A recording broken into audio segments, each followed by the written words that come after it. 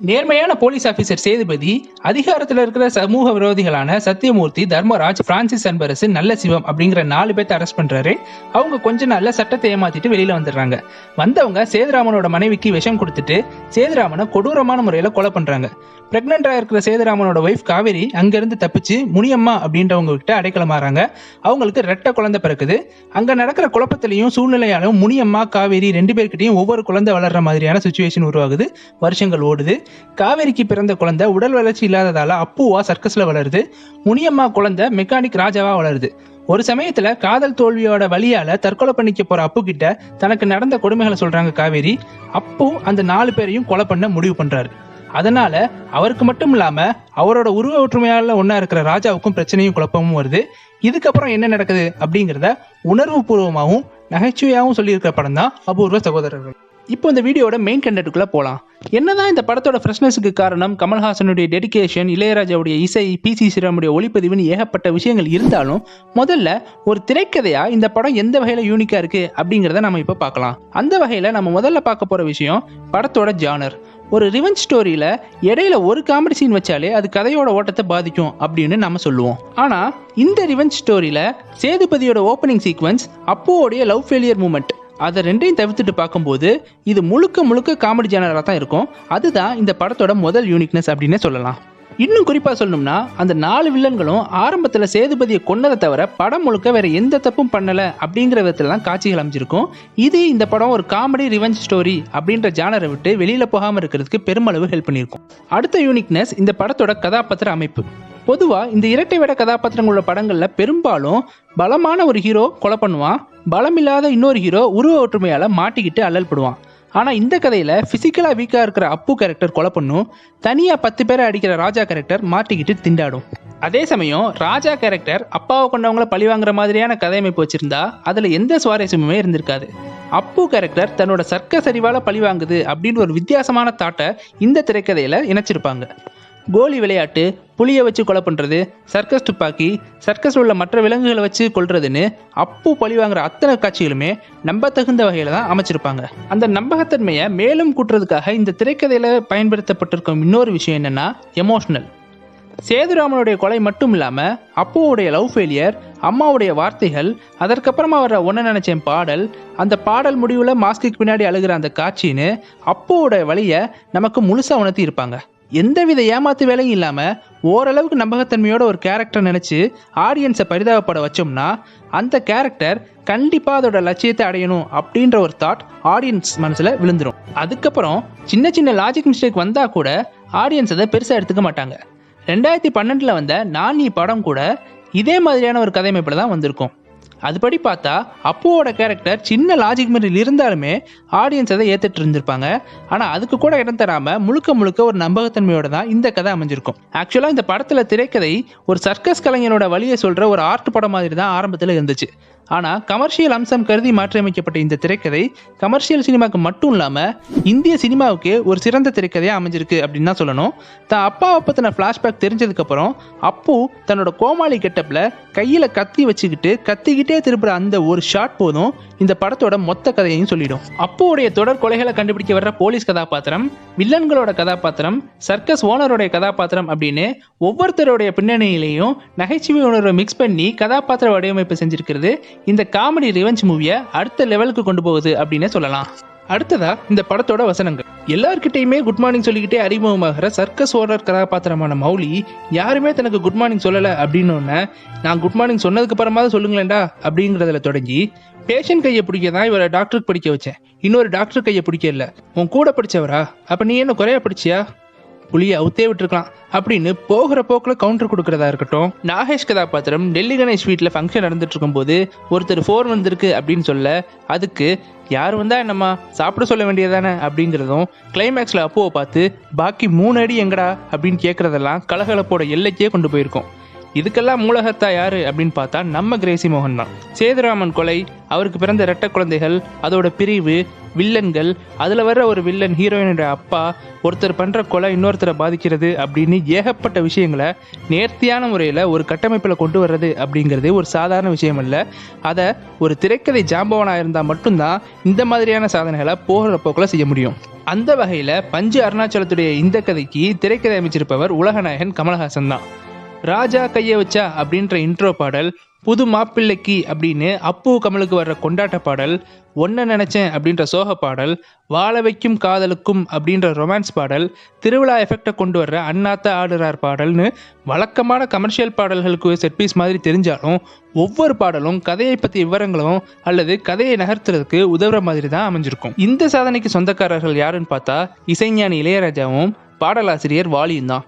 குறிப்பா ஒன்னு நினைச்சேன் பாடல் பல வெர்ஷனுக்கு அப்புறமே வாலிக்கிட்ட இருந்து பெற முடிஞ்சதா கமல் ஒரு பேட்டியில சொல்லியிருப்பாரு. ஒவ்வொரு காலகட்டத்திலையும் கமல் சாருக்குன்னு ஆஸ்தான இயக்குனர்கள் அப்படின்னு ஒவ்வொருத்தர் கண்டிப்பா இருப்பாங்க.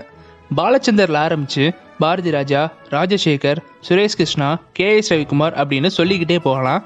அந்த வகையில டைரக்டர் சிங்கீதம் சீனிவாசராவ் அப்படிங்கிறவரும் ரொம்ப ரொம்ப முக்கியமானதுன்னே சொல்லலாம். கமல் சிங்கீதம் சீனிவாசராவ் காம்போல இது வரைக்கும் ராஜபார்வை அப்படின்ற ஒரு சீரியஸான படமும், பேசும் படம், அபூர்வ சகோதரர்கள், மைக்கேல் மதன காமராஜன், மகளிர் மற்றும் காதலா காதலா, மும்பை எக்ஸ்பிரஸ்னு கமல்ஹாசனுடைய முக்கிய காமெடி படங்கள் பெரும்பான்மையை இவர் தான் இயக்கியிருக்காரு. அந்த வகையில் அபூர்வ சகோதரர்கள் தான் இந்த காம்போவுடைய மாஸ்டர் பீஸ் அப்படின்னே சொல்லலாம். இந்த படத்தில் வர்ற காதல் தோல்வி சிச்சுவேஷன் பிற்காலத்தில் பல தரமான காதல் தோல்வி படங்களுக்கு இன்ஸ்பிரேஷனாக அமைஞ்சதுன்னே சொல்லலாம்.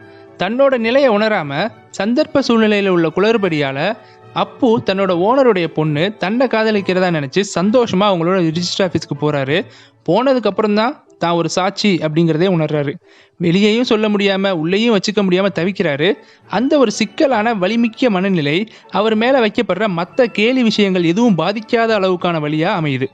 அப்போ கமல் சார் கிட்ட இருக்கிற அந்த நடிப்பு எதனால அவர் உலக நாயகனா கொண்டாடப்படுறாரு அப்படிங்கிறத உணர்த்தும். அவர் அந்த நிலையை தப்பா புரிஞ்சுக்கிட்டது அவரோட தவறு மட்டும் இல்லை அப்படிங்கிற உணர்த்துற மாதிரி தான் அவங்க வந்த கார் டிரைவர் கூட இதே மாதிரியான புரிதல் உள்ளவராக காமிச்சிருப்பாங்க. இருந்தாலும் ஒன்னு நினைச்சேன் பாடல் வரியில ஆசை வந்து என்னை ஆட்டி வைத்த பாவம், மற்றவரை நான் ஏன் குத்தம் செல்ல வேண்டும் அப்படின்ற வரி அமைஞ்சிருக்கும். ஒட்டுமொத்தமாக சொல்லணும்னா ஒரு மசாலா கமர்ஷியல் படத்தை இந்த அளவுக்கு டீட்டெயில் ஸ்க்ரீன் பிளேவாகவும் சுவாரஸ்யமாகவும் அதே சமயம் யூனிக்காகவும் கொடுக்க முடியும்னா அது ஒரே ஒருத்தரால் மட்டும்தான் முடியும். அதுதான் நம்ம உலகநாயகன் கமலஹாசன். 2015 இந்த வருஷம் உலகநாயகன் கமலஹாசன் சினிமா கேரியரில் ஒரு முக்கியமானது. கமலஹாசன் அவர்களுடைய கேரியர்லேயே பல வருஷம் கழித்து 3 படம் ஒரே வருஷத்தில் ரிலீஸ் ஆனது இந்த வருஷம்தான். அந்த படங்கள் உத்தம வில்லன், பாபநாசம், தூங்காவனம். மே மந்த்ல ரிலீஸ் ஆன உத்தம வில்லன் கமல் படத்துக்கே உரிய வழக்கமான சோதனைகளை கடந்து ரிலீஸ் ஆகியும் எதிர்பார்த்த வெற்றியை பெறல. ஆனா காலம் கடந்து பாராட்ட பெறும் கமலஹாசன் படங்களோட லிஸ்ட்ல இந்த படத்துக்கு ஒரு முக்கியமான இடம் உண்டு. அடுத்ததா ஜூலை மந்த்ல ரிலீஸ் ஆன பாபநாசம். அந்த படம் ரிலீஸ் ஆகி ஒரு வாரத்துக்கு அப்புறம் தான் பாகுபலி அப்படின்ற பிரம்மாண்ட வெற்றி பெற்ற பிரம்மாண்ட படம் ரிலீஸ் ஆச்சு. ஆனா அதுக்கு மத்தியிலையும் பாபநாசம் மிகப்பெரிய வெற்றியை அடைஞ்சிச்சு. இந்த லிஸ்ட்ல 3ஆவதா ரிலீஸ் ஆன படம் தான் நவம்பர் மந்த்ல ரிலீஸ் ஆன தூங்காவனம். இந்த படம் 2011 வெளியான பிரெஞ்சு படமான நுயிட் பிளாங்கி அதாவது ஸ்லீப்லெஸ் நைட் படத்துடைய அபிஷியல் ரீமேக். கமலஹாசன் எப்பயாவது தான் முழுக்க முழுக்க ஒரு ஆக்ஷன் பேக் ஹீரோவா நடிப்பாரு. அந்த வகையில் 2006 வெளியான வேட்டையாடு விளையாடு படத்துக்கு அப்புறமா தூங்காவனம் தான் முழுக்க முழுக்க ஆக்ஷன் பேக் ஹீரோவா நடிச்ச படம். அடுத்ததா லோகேஷ் கனகராஜ் இயக்கத்தில் வர இருக்கிற விக்ரம் இதே டைப் படம் தான் அப்படின்ற டாக் பரவலா இருக்கு. தூங்காவனம் படத்துடைய திரைக்கதை ரொம்ப குறைவான பிரீத்திங் ஸ்பேஸோட பரபரப்பான சீட் த்ரில்லராக எழுதப்பட்டிருக்கும். அதனால தானே என்னவோ படத்தோட எண்டில் வர சாங் அதிகமான பிரீத் ஸ்பேஸோட அவ்வளோ ஃபன்னாக எடுக்கப்பட்டிருக்கும் அப்படிங்கிறது என்னுடைய opinion. Under cover police officer Diwakar ஒரு போதை மருந்து கடத்தல் நாடகத்தை நடத்துறாரு. அதனால அந்த மருந்துக்கு சொந்தக்காரர் விட்டல் ராவ் திவாகருடைய பையனை கடத்துறாரு. பையனை விடணும்னா அந்த போதை மருந்து பேக்கை தாங்கிட்ட கொடுக்கணும்னு சொல்றாரு. திவாகரும் கொடுக்க ஒத்துக்கிறாரு. ஈஸியாக முடிய வேண்டிய இந்த டீலிங் போலீஸ் ஆஃபீஸர் மல்லிகா, திரவியம் இவங்களோட தலையீட்டால ரொம்ப கிரிட்டிக்கலாக மாறுது. அதையெல்லாம் மீறி திவாகர் பையனை மீட்டாரா இல்லையா அப்படிங்கிறது தான் தூங்காவனம் படத்துடைய கதை.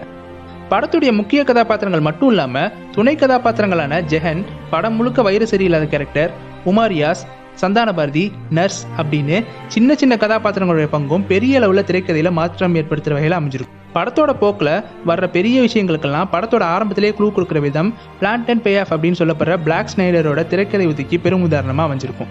படத்தோட ஆரம்பத்தில் திவாகர் உடைய பையன் தனக்கு சோயா மில்க் பிடிக்கும் அப்படின்னு சொல்கிற சாதாரண டைலாக் பின்னாடி திவாகருக்கு தன்னோட பையன் அந்த கிளப்பில் எங்கே இருக்காங்க கண்டுபிடிக்கிறதுக்கு உதவியாக இருக்கும். ஆரம்ப காட்சியில் தான் கார் ஓட்டுறேன் அப்படின்னு அந்த சின்ன பையன் சொல்கிற விஷயம் கிளைமேக்ஸில் திவாகரை அந்த பையன் ஹாஸ்பிட்டலில் கொண்டு போகிற சீனுக்கு ஃபேண்டசியை கொடுக்காம யதார்த்தத்தை கொடுத்துருக்கும். கடத்தப்பட்ட தான் பையனை காப்பாத்துறதுக்கு கதையோட ஆரம்பத்தில் திவாகர் வாங்கின கத்தி குத்து, மல்லிகாவுடைய தந்திரம், திரவியத்தோட எதிர்ப்பு, விட்டல் ராவ் கேங்கோடைய தேடல், எல்லாத்துக்கும் மேல தான் பையன் மேல உள்ள அன்புனால ஏற்படுற உளவியல் சிக்கல் அப்படின்னு ஹீரோவுடைய ஜார்னிக்கு பல எதிர்ப்புகளும் கான்ஃபிளிக்ட்களும் வச்சு முழுக்க முழுக்க நம்பகத்தன்மையோட கதை நகர்த்தப்பட்டிருக்கும். ஒவ்வொரு கான்ஃபிளிக்டையும் திவாகர் கடக்கிற இடமும் பார்க்குறவங்களுக்கு வழியை ஏற்படுத்துகிற வகையில் அமைஞ்சிருக்கும். குறிப்பாக திவாகர் வாங்கின கத்தி குத்து இடத்துல அடிக்கடி அவருக்கு ஏற்படக்கூடிய அட்டாக், திவாகர் திரவியமுடைய சண்டை காட்சிகள் அப்படின்னு ஒரு ரணமான மனநிலையிலேயே ஆடியன்ஸை இந்த திரைக்கதை வச்சிருக்கும். பாபநாசம் படத்துல எழுத்தாளர் ஜெயமோகனுடைய வசனங்களுக்கு வட்டார வழக்கு வடிவம் கொடுத்த எழுத்தாளர் சுகா தூங்காவனம் படத்துக்கு வசனம் எழுதியிருப்பாரு. எந்த இடத்துலையுமே சூப்பர் வேற லெவல் அப்படின்னு சொல்லக்கூடிய வசனங்கள் இல்லாம ரொம்ப யதார்த்தமா எழுதப்பட்டது தான் இந்த திரைக்கதையோட மிகப்பெரிய பலமா அமைஞ்சிருக்கும். ஒரு சீன்ல திவாகர் தன் பையனுக்காக போட்ட பெரிய ஆம்லேட் தவறுதலா கீழே விழுந்துரும். அதனால அதை தனக்கு வச்சுக்கிட்டு மிச்சம் இருக்கிற முட்டையில சின்ன ஆம்லேட் தன்னோட பையனுக்கு போட்டு தருவாரு. ஆனா அது தெரியாத அந்த பையன் தான் அப்பாவை சுயநலவாதியா நினைக்கிற இடங்களா இருக்கட்டும், திவாகர் தான் பையனுடைய ஸ்கூல் லைஃப் பத்தி தெரியாது அப்படின்றத ஸ்போர்ட்ஸ் டேக்கு பேட் எடுத்துக்கோ அப்படின்னு சொன்ன உடனே பையன் ஃபுட்பால் இருக்கிற சீனா இருக்கட்டும், எல்லாமே நேரடி டைலாக் இல்லாம அவங்களுக்குள்ள இருக்கிற முரண்பாட்டை நமக்கு உணர்த்தி இருக்கும். இன்னொரு இடத்துல எனக்கு உலகத்திலே நீ மட்டும்தான்டா முக்கியம் அப்படின்னு சொல்ற திவாகர் கிட்ட அந்த பையன் இவ்வளோ நாள் ஏன் சொல்லலப்பா அப்படின்ற ஒரு டைலாக் அவங்களுக்குள்ள இருக்கிற அத்தனை முரண்பாடுகளுக்கும் தீர்வா அமைஞ்சிருக்கும்.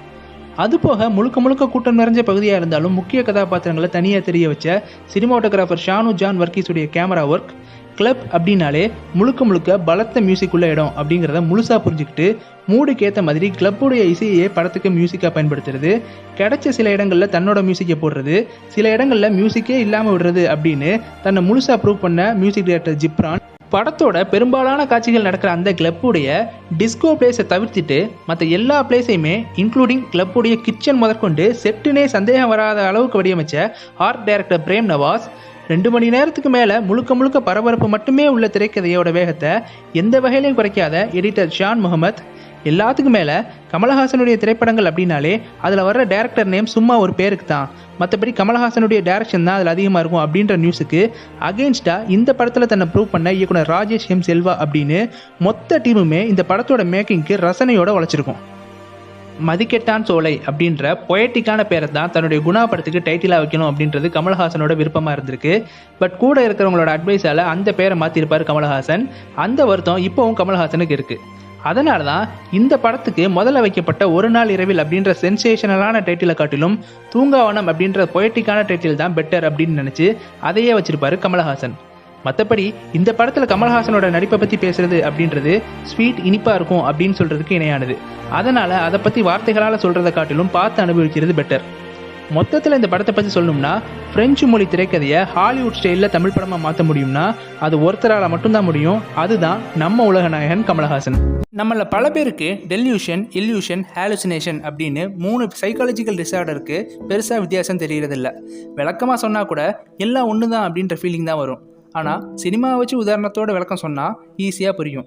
அதுவும் ஒரே படத்தை வச்சு விளக்கம் சொன்னால் இன்னும் ஈஸியாக புரியும். அப்படிப்பட்ட ஒரு படம் தான் த ஜீனியஸ் கமலஹாசன் அவர்களது திரைக்கதையில் உருவான ஆளவன் தான். இந்த படத்தில் விஜய், நந்து அப்படின்னு 2 மாறுபட்ட கதாபாத்திரத்தில் நடிச்சிருப்பார் கமல் அவர்கள். நந்து கதாபாத்திரம் சின்ன வயசில் ஏற்பட்ட சம்பவங்கள் காரணமாக ஸ்கீசோஃபெர்னியா அப்படின்ற மனநோயால் பாதிக்கப்பட்டிருப்பார். இந்த கண்டிஷனில் இருக்கிறவங்களுக்கு டெல்யூஷன், இல்யூஷன், ஹாலுசினேஷன் அப்படின்ற சிம்டம்ஸ் ஒன்றோ அல்லது ஒன்றுக்கு மேற்பட்டோ இருக்கும். இந்த படத்தில் நந்துவுக்கு 3 கண்டிஷனுமே இருக்கிற மாதிரி காட்டப்பட்டிருக்கும். அதில் மொதல் கண்டிஷன் டெல்யூஷன். இந்த கண்டிஷன் தவறான நம்பிக்கையை ஸ்ட்ராங்காக ஏற்படுத்தும். அதாவது உண்மை வேற ஒன்றா இருக்க தனக்கு ஏற்பட்ட பாதிப்பால் அந்த விஷயத்தை தவறான கண்ணோட்டத்தில் பார்க்குற தன்மை. இதுதான் நந்து அறிமுகமாகிற மொதல் சீனில் காட்டப்பட்டிருக்கும். அதாவது விஜய் தனது வருங்கால மனைவியான தேஜஸ்வினியை நந்து கிட்ட அறிமுகப்படுத்த வரும்போது நந்துவுக்கு தான் சித்தி கொடுமையால் பெண்களையே வெறுக்கும் நிலைக்கு தள்ளப்பட்டிருப்பாரு. அதனால் தேஜஸ்வினி அவர் கண்ணுக்கு தான் சித்தியாக தெரியுறாங்க.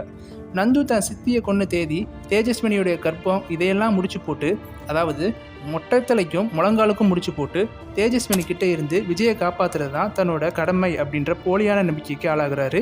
இந்த கண்டிஷன் பேர் தான் டெல்யூஷன். 2வதா இல்யூஷன். அதாவது ஒரு விஷயத்தை இன்னொரு விஷயமா கற்பனை பண்ணுறது. இருட்டில் ஒரு கயிறை மிதிச்சா அது பாம்புன்னு நமக்கு தோணும்ல, அந்த கண்டிஷன் பேர் தான் இல்யூஷன். ஆளவந்தன் படத்தில் நந்து தேஜஸ்வினி டிவியில் நியூஸ் ரீட் பண்ணுறதை பார்த்து தன்னோட சித்தியாக கற்பனை பண்ணுறதையும், ஷர்மிலி கூட ஹோட்டல் ரூமில் இருக்கும்போது ஒரு கட்டத்துக்கு அப்புறம் ஷர்மிலியை தன்னோட சித்தின்னு நினச்சி கொலை பண்ணுறதையும் இல்யூஷனுக்கு உதாரணமாக சொல்லலாம். 3வதா ஹாலுசினேஷன். அதாவது இல்லாத விஷயத்தை கற்பனை பண்ணுறது. இதுதான் ஆளவந்தான் நந்துடைய மேஜர் ப்ராப்ளம். இறந்து போன தன்னுடைய அம்மா தன் கூட இல்லாத டாக்டர் அப்படின்னு அவங்க எல்லாத்தையும் தான் விரும்பும் போதெல்லாம் பார்க்குற அந்த கண்டிஷன் பேர் தான் ஹாலுசினேஷன். அசைலமில் இருக்கும்போது ப்ராப்பர் மெடிக்கேஷனில் இருக்கிற நந்துவுக்கு ஸ்கீசோஃப்ரெனியாவுடைய மேஜர் ப்ராப்ளமான சாதாரணமாக பேசிக்கிட்டு இருக்கும்போதே திடீர்னு ஹைப்பர் ஆகிற கண்டிஷன் மட்டும்தான் இருக்கும். ஆனால் புத்திசாலித்தனமாக அசைலம்லேருந்து தப்பிச்சு ப்ராப்பர் மெடிக்கேஷன் இல்லாமல் இருக்கிறதோட ஒரு சீனில் ட்ரக்ஸும் எடுத்துப்பார்.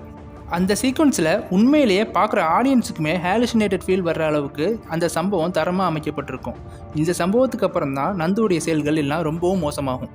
இப்போவும் தரமான சைக்கோ கில்லர் படங்கள்னு சொல்லக்கூடிய ராட்சசன், சமீபத்தில் இந்த பொற்தொழில் படங்களையெல்லாம் கொண்டாடுற ரசிகர்கள் இவ்வளோ டீட்டெயில்ஸ் பக்காவாக இருக்கிற ஆழம் தானே பெரிய அளவில் கொண்டாடப்படாமல் இருக்கிறது உண்மையிலேயே வியப்பு தான். இந்த படத்தை வெறும் கமல்ஹாசனுடைய எக்ஸ்பிரிமெண்ட் மற்றும் நடிப்புக்காக மட்டும் இப்போ கொண்டாடுற ரசிகர்களுக்கு அதனோட டீட்டெயில் தெரிஞ்சு கொண்டாடினா அதுதான் இந்த படத்தோட உண்மையான வெற்றியாக இருக்கும். இந்த படைப்பு 2001 வெளியாகி இருந்தாலும் இதோட ஒரிஜினல் ஐடியா 1980 இதயம் பேசுகிறது அப்படின்ற மேகசினில் கமல்ஹாசன் அவர்களால் தொடர்கதையாக எழுதப்பட்டது. ஆனால் அந்த காலகட்டத்துக்கு இது அட்வான்ஸான கதையால் கருதப்பட்டதால் 20 வருஷம் கழிச்சு தான் படமாக்கப்பட்டுச்சு. ஆனால் இப்போ வரைக்கும் இந்த படம் அட்வான்ஸாக இருக்கிறது தான் படம் பேசப்படாமல் இருக்கிறதுக்கு ஒரு முக்கிய காரணமாக இருக்கும்னு நான் நினைக்கிறேன். 1980 கமல்ஹாசனால் தொடர்கதையாக எழுதப்பட்ட அந்த கதையுடைய பெயர் தாயம். இதுதான் நான் உங்ககிட்ட ஷேர் பண்ணணும்னு நினச்ச ஆளவந்தான் படத்தை பற்றின என்னுடைய அனாலிசிஸ். இந்த வீடியோ உங்களுக்கு பிடிச்சிருந்தா லைக் பண்ணுங்கள், ஷேர் பண்ணுங்கள், கமெண்ட் பண்ணுங்கள். மறக்காமல் 7 Minute Info சேனலை சப்ஸ்கிரைப் பண்ணுங்கள். குறிப்பாக அந்த பெல் ஐக்கானை கிளிக் பண்ணுங்கள்.